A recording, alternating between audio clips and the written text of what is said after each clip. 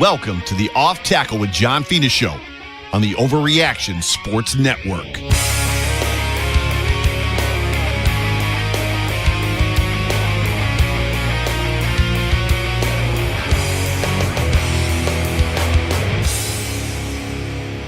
Well, what is going on, everybody? Welcome.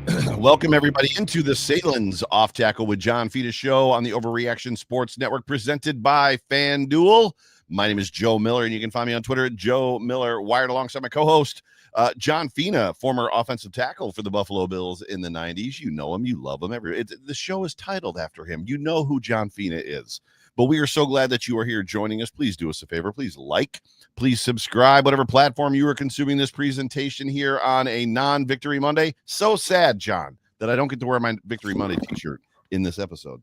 But hit that like button, hit that subscribe button, hit the notifications button, all that good and great stuff. Yeah, here we are on a Monday. I'm feeling better. It's settled in with me, John. How are you feeling? Oh, probably the same until I started watching the film. I get, this, like, we could call this the breakdown, but this is like, the details beneath the loss of the things that you got to do right in order for like good karma to come your way, or some BS crap. I don't know how to even say it, but when you don't do the little things right, then sometimes the obvious things look like they take over the game. But for God's sakes, man, like, there's small things that you have to do every play, and when you miss that, and then I got to go review it again, it's just painful. And I'll wear my Victory Monday shirt for Duke football, nice. Cleaning up on Cal, baby. Let me tell you something about the Cal Stadium, Joe. All right, you tell me. I think what year are we in? Like, it's 1921, right? At least something like that. Yeah. Got this beautiful stadium, this old bowl. You climb the stairs, like 7,000 of them. You get to the top. You want to use the restroom. Uh-oh. It's like a line of chemical toilets. I'm like, really? Like, top of the beautiful stadium? Yeah. That's worse than troughs. That's worse than troughs, by the way. Worse than troughs. I couldn't believe it. I was like, really? This is Cal? Like, what's their endowment? Like 50 billion? And there's a lineup of, there must have been 100 chemical toilets. At least there were the wide ones, right? So you could, you wouldn't touch those surfaces. I will say that one of the other legendary historical stadiums in this country, the Shoe in Columbus, is not that way. And I think it was built, in the late 1800s or the early 1900s, as far as that goes. So, I don't believe they have a line of chemical toilets at the top. But, yeah, fun nonetheless. Congratulations on your Victory Monday, and for your boys over there at Duke beating up on Cal. Beast Mode, Marshawn Lynch's, and Aaron Rodgers, right? Didn't Aaron Rodgers go to Cal as well? That is correct. He did, yeah. Yep. Long list of NFL players went to Cal. I can't name them, but I'm sure there's a lot of them. Well, I gave you two. I was going to say something. Oh, there is a little bit of news out of One Bills Drive, as it has been confirmed that Matt Milano does have a pec injury. He is week to week and not to be put on IR. Doctors have told Coach that there's no need for that. Coach did mention in his press conference he felt that they got cute a little bit too much in that football game, which he's probably not wrong. And then Joe Brady, they asked him about that, and he said, well, we actually complete that handoff to Dawson Knox, and we're probably not having this conversation right now. I'm going to show you why too. It was going to be such a great play, Joe. That's funny. And then lastly, he was asked about Keon Coleman's non-participation in the very first series, of which it turned out that Keon Coleman was being disciplined, head coach's discipline, just for more of the same. He was very obviously blurry with what had happened, but he was making it sound like we expect more from our players, and this is a process of growing some young men up, and that's kind of the process that we're in. So Keon was being disciplined in that football game early on, but my guess is on that, Joe, probably multiple late for work, late for meeting type situations, right? I don't think he's getting, picked up at the Hoosgow or anything like that. More or less just like, dude, you're a professional. We start at 8. You're here at 7:50, right?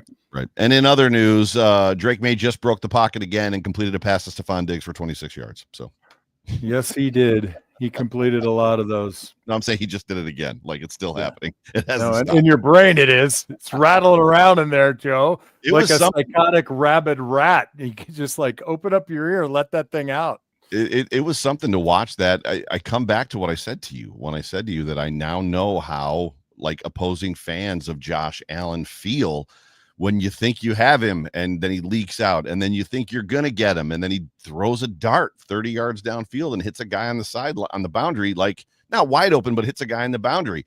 And it happened a bunch of times. It was impressive to watch. Yeah. Thoughts on just Drake May's play yesterday? Yeah, I think sometimes you catch lightning in a bottle, and I'm not saying he's not a very good quarterback and will be a great quarterback, but some of the magical things that happened yesterday just don't stack up like that all the time.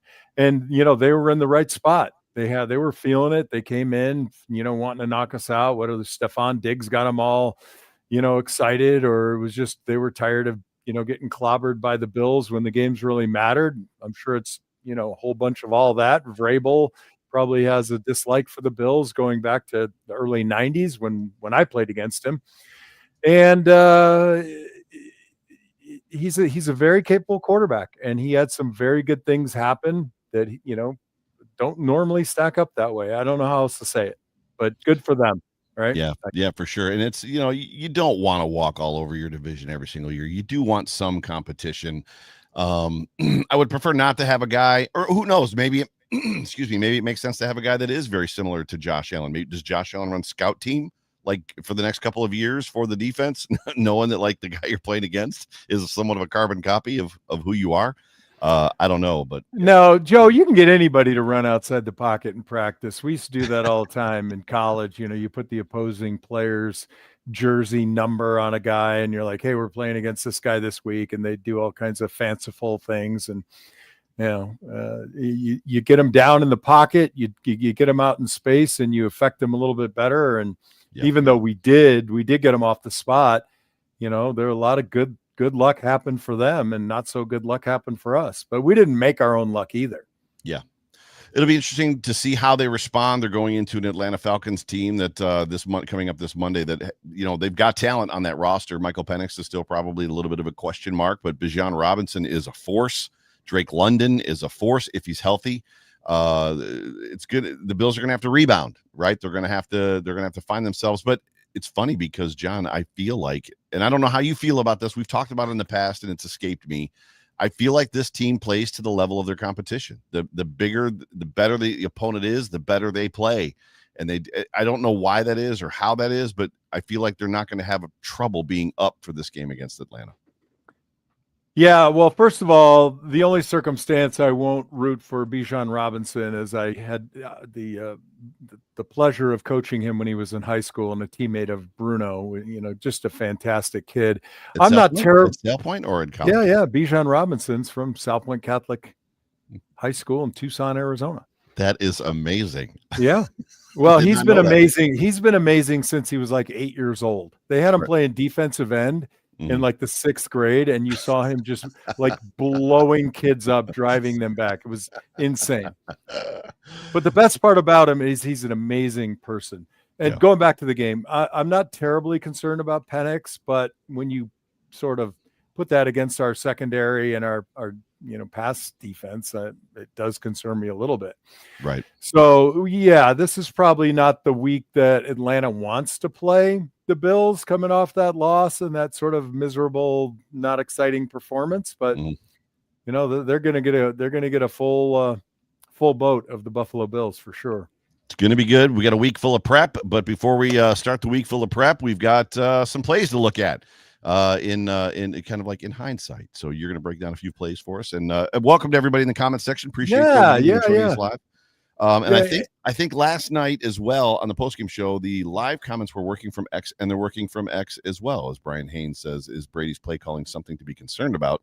We have a few drives every game that seem like a complete mess. All that. Well, unsuccessful drives always look like a complete mess in retrospect. There's the occasional situation where I'm like, why did we run it there and not pass it, or vice versa? But by and large, there are gimmick plays and you run them. And Connor Santonosito, thank you for joining in the comments. And this this clip is for you, sir. So I'm gonna bring up the mesh issue between Knox and Allen. If it comes up, when it comes up, Joe, come on. Why isn't it coming up? So if this play were not fumbled, and I know ifs and buts, and there's some sort of a saying for all that stuff, but down at the bottom of the screen here, if this mesh happens appropriately, Knox is going to pick up 6 to 10 yards. And you know, people will say, well, who cares about 6 to 10 yards? But really, as I've said many times, run plays are designed to get 4 plus, right? Anything over 4 or 5, that's a good running play. And on the show last night, Jerry and I, he was giving me a hard time for talking about this play we used to have called 59-58S, 57-56S. And if you look at this here, the entire offensive line is going to sell zone to the left. So Deion Dawkins is going to fly uphill as you look at it, up, not down, as well as the rest of the offensive line. What they're trying to do is get that flow, right? Bring the defense with you.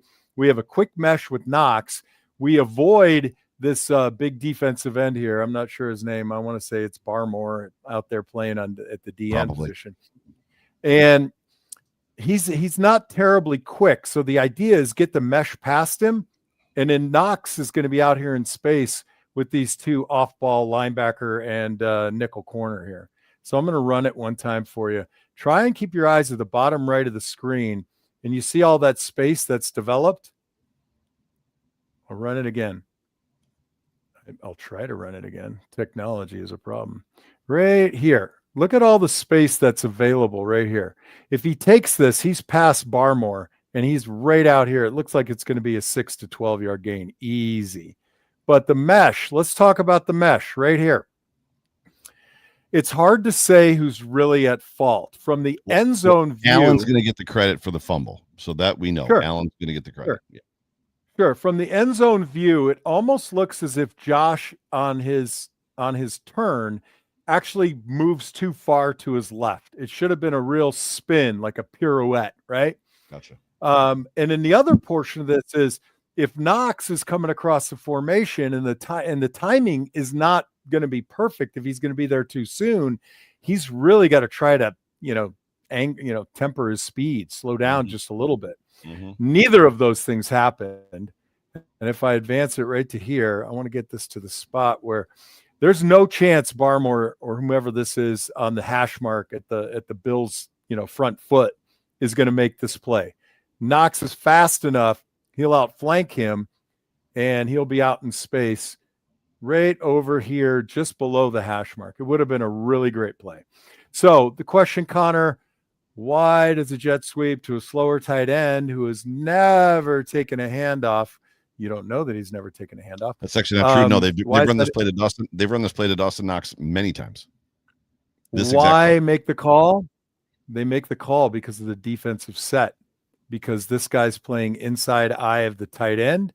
He's going to get influenced by the space when Spencer Brown blocks down, and that's going to create the avenue. Now, you just got to get those guys to mesh it up right. Any questions, Joe?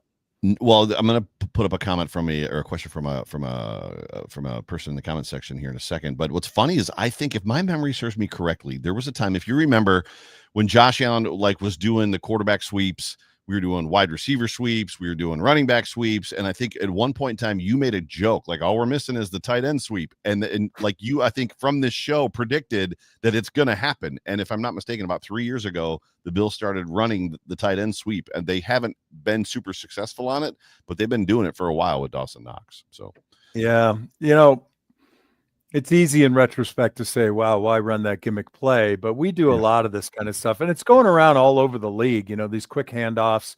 So it's a good play. It's just poor execution. For sure. Steve Noble asks, did the Patriots do something special that caused the Bills not to use their running backs in the passing game at all? It's a good question. I love the question, Steve, and appreciate you putting it up there. I'd really have to go back and look at that a lot harder. I mean, with the early success with Kincaid, I don't think we were really looking for more or less outlet passes. Now, we did go to James Cook down the sideline, and he got PI, and that was a successful play. Not a great ball and thrown into coverage, but we got lucky, so to speak, and luck counts, good and bad. So I don't really think that's the emphasis of our offense. And you'll see a little bit more of that when we threaten further downfield. And to Joe's commentary last night, we're not doing enough of that. And I would agree with that. Yeah. And I'm not talking flippant passes downfield either. They're not stressing they're not stressing the secondary of defenses. They're almost living in that LaDainian Tomlinson kind of offensive scheme that was really big when LaDainian was playing football, where you just kept everything really close within like 6 yards of the line of scrimmage, and you just worked your way downfield and hope he breaks one. But anyway. Yeah. I agree with you. And LaDainian was quite the guy. I got to meet him once. That was awesome. All right. So we had a number of these, and I chose this one because it was the most confusing, and I knew you wouldn't get it, Joe. I'm kidding.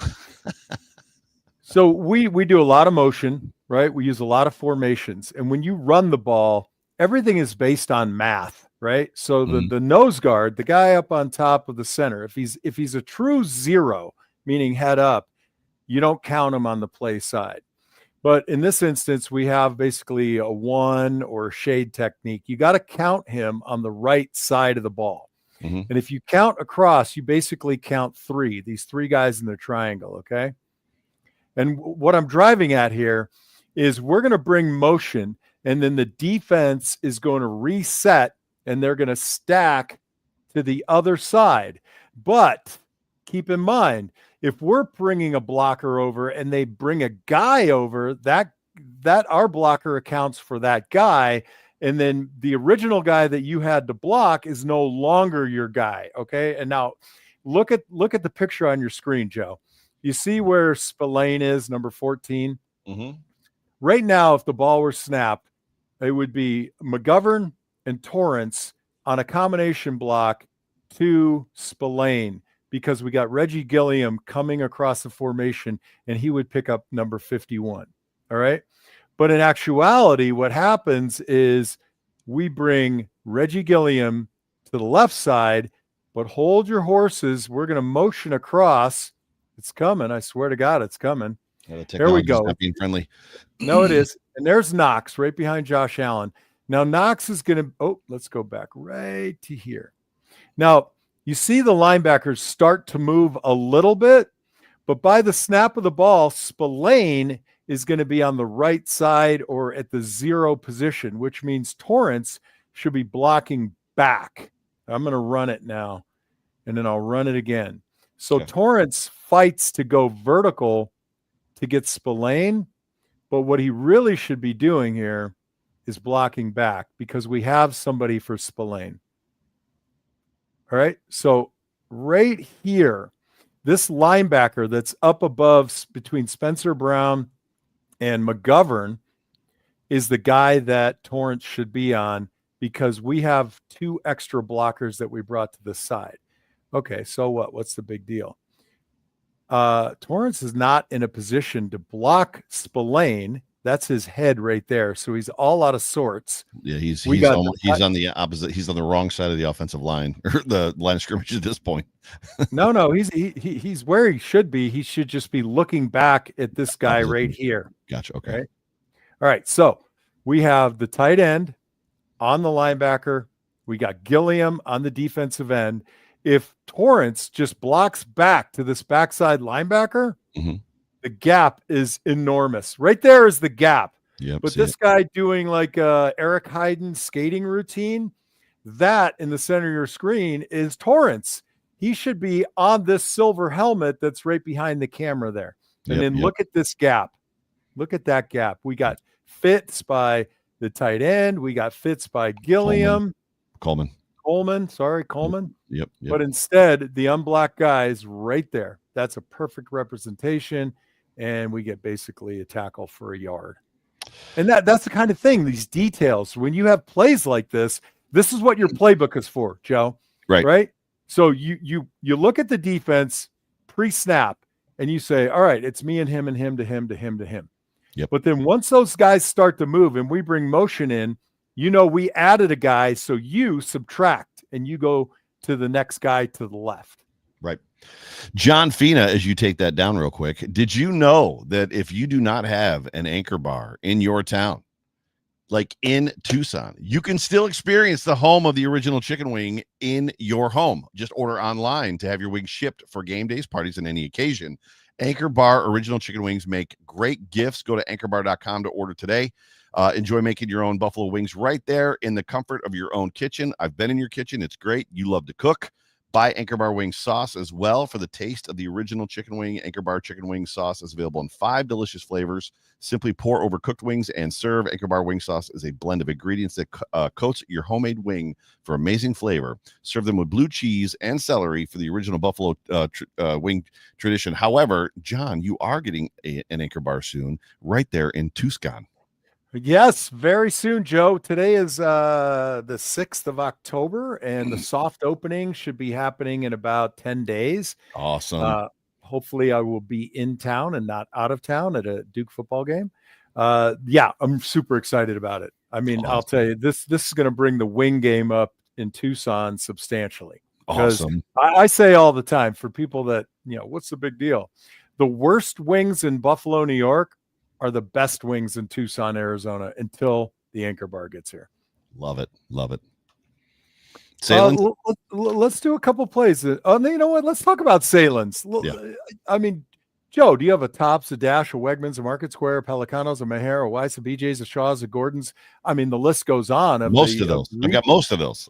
Of the retail partners that you can find Sahlen's hot dogs. And Joe, I just read a report today that the number one cookout food in America is the hot dog. It's hot dog season. It's hot dog season. Actually, I didn't read that report. I'm just guessing. But for 150 years, the 5-generation Sahlen family has been turning out high quality hot dogs, deli meats, just the best products you can get. And if you don't have a Publix or a Gordon's or a Shaw's or a Giant Eagle or even a small Eagle near you, you can go online to Sahlen.com and order these most delicious historic hot dogs made by Sahlen's right in Buffalo, employing over 100 employees. Awesome. Good stuff. You got a couple more plays for us before we get everybody out of here for this episode of the Sahlen's Off Tackle with John Fina Show, presented by FanDuel. So why don't you, what's our next one? God, your radio voice is on today, Joe. This is, I'm calling this my distributed blame play. Okay. Because you want to look at this and say, who's at fault? And there's always enough blame for everybody to go around. And I'm going to, this is the interception that Josh threw in the vicinity of Khalil Shakir. And this play is just absolutely tragic by any stretch of the imagination. So this is a good place to stop it. Josh has got really good protection. Mm-hmm. He didn't, by the way, the entire game. I could have, I had a lot of clips I could bring up about that, but regardless, I digress. So Josh is sitting here with a lot of time trying to figure out who to throw the ball to. He doesn't pull the trigger. He gets a little bit antsy and he waits because his protection's quite good, right? And then at the top right corner of your screen, here comes Khalil Shakir. I'm going to run it all the way back to the beginning and I'm going to play it. Keep your eyes. Shakir's going to show up right now and he's crossing in front of you. Yep. And it's really hard to see on this, Joe. But here's the problem. Shakir decelerates. So he's got all of this space to our left and right in front of him. He should be accelerating to get open, right?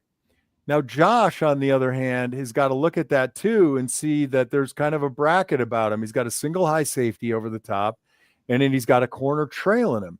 So this, and I wrote this down because I thought, what was the down and distance? Were we forcing this? The previous play was pass interference by Shakir on 2nd and 4. It backed us up. So this is virtually a 2nd and 14 play. Josh has got to throw this ball way out in front where it's either incomplete or Shakir's got to reach and grab it. And Shakir slows down.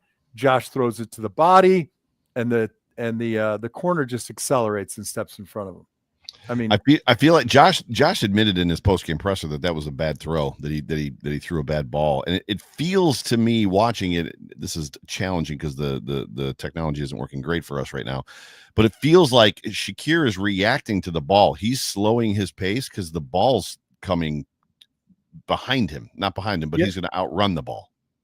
I thought about that a little bit, but I went back and watched it, and he's already kind of throttling down right here at the hash mark. It was not his best effort. And like I said earlier in the show, right? All of these tiny little details add up to the entirety of the crap that we had to suffer last night. And the reality is too, is if Josh, and I'm not picking on Shakir.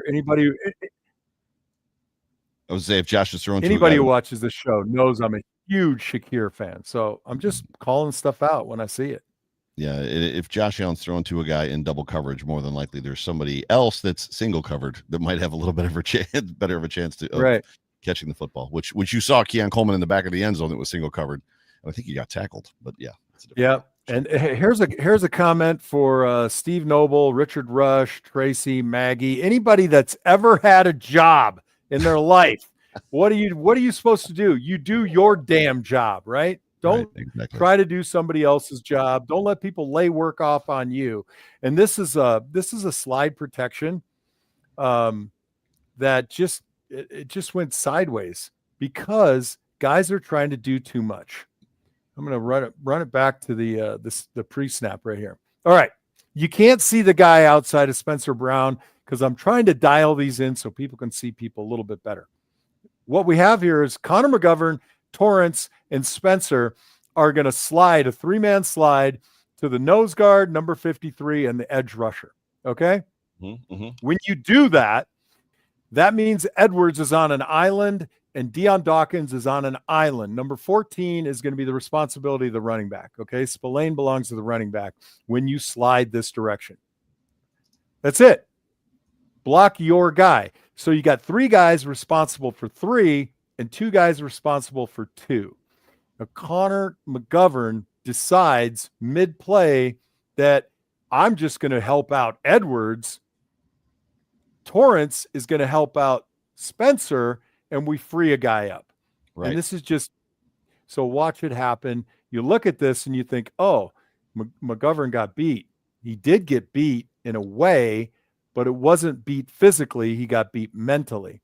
So I'll come back here. Here we go. Look at it again. McGovern, Torrance, and Spencer have these 3 guys to the left of the screen. I'm going to pause it right there. We're in good shape right now until look at McGovern's eyes. He feels pressure because Edwards is getting beat. Spencer Brown is struggling out here on an inside move, but he sets wide and hard because he knows he has inside help. Okay? So Torrance should be here helping out, and lo and behold, he is. But as he leaves number 97, all of a sudden McGovern is going over to help Edwards, and we free up 97. Do your damn job. Don't do anybody else's job. Right. Do your job. Do your job. I like it. Right. Look, nobody likes to be on an island like Edwards is here, but that's the game. There's 4 rushers. You only get 1 double team, and McGovern is wrong here. Got it. Good stuff. One more for us, and then we're going to make this a little bit of a short episode here on this non-victory Monday presented by FanDuel. Yeah, because take that one down for me, will you, Joe? Yeah, because our bourbon bottles are calling us, right? I wonder if it'll work better for me. All right. It's not working better for me. I can't get it to load up. All right, well, it came down. Listen, I'm not picking on Torrance, but this next one, I picked on him earlier in the run game. This is a pass pro. I lost the play as I was watching it. I had a couple of just horrific reps by Spencer Brown. What was curious to me is Edwards and Deion seemed to play pretty good, but Torrance and Spencer had some real gaffes, and McGovern in the first half was just not good on his run fits. It felt I tweeted at one point during the game, first quarter, early second quarter, that it just felt like and I don't mean to offend anybody, specifically a former player. It felt like the offensive line was just disinterested in what was happening in front of them. There was a lack of energy, is what I felt when I said that. Okay, all right, I'll give you that, but let's never say disinterested. I just think, I think they just, I think they're just not diving and drilling down into the details of every technique for every play a little bit. Sometimes it just seems like this effort will be good enough when every play requires maximum effort, maximum attention to detail, from, assignment to execution to, physical exertion, if you will. So they need to go all kinds of Deadpool on these guys, is what you're saying. Maximum. Oh yeah. I mean, this was not a good meeting room for the O-line today. Gotcha. And again, even if you play well in a loss, you just go into the meeting room with like armor on, right? You're Lancelot. You're going in there covered, just like ready for strays, man. Because you're like, I did my job. I did my job. Yeah, you did, but your foot could have been 2 inches further to the left, and you're just going to take all the slings and arrows. That's all funny. Right, last play. This is the one that this really just irks me, and I know that Torrance is better than this, but look at the alignment. That's a wide 3, almost a 4-eye. Okay, 97 is almost on Spencer Brown, and the theory is when you're playing offensive line, you want everybody to go outside. That's the longest way to the quarterback. You never want to give up the inside. Right. And then part 2 of that theory is if the guy is already lined up way the hell outside, keep him there. Right. And you can keep him there by a number of things. The first one is your first step, your first set. Okay. So you never want to get midline on a guy. You never want to go even up on a guy. You always want him on your outside shoulder if possible. Okay. He's already there. Yeah. Osiris. He's already there. Watch Torrance's set. And if I pulled up the Spencer Brown plays, look what hand the defensive tackle has on the ground, Joe. Right. His inside hand. That means his outside foot is up, which means he can come inside a hell of a lot easier. Yeah, so when you can drive off his left to his right. Exactly right. And when you watch film, these are the kinds of things like, what are you watching film for? I want to see how that guy lines up. And if he starts showing me that his inside hand is down, he's going inside, then I got to see how hard is that to see. Anyway, I'm picking on Torrance. I shouldn't be. Good. He's a nice guy. this is great. Sure. This is great stuff. This is stuff. And there it is. There it is. Yep. Big stretch. Yep. All right. So we're in a good spot. He's going to come upfield. I advance the film just a little bit more. And he goes flying, nothing short of flying out to the hash mark. Where's he going? Right. All right. And then what happens? Boom. Right up the gut, makes Josh move rather than sit back and look for an open receiver, which there could have been one. We'll never know. Watch it again in real speed. There's Torrance, eyes on the guy, oversets. These are the basics. When I talked about the details, like every play, every step. And, my coach in college told me, number 1, know the play. Number 2, know the cadence. Number 3, plan your first step based on alignment, right? So what he should have done, and I probably could have done that earlier.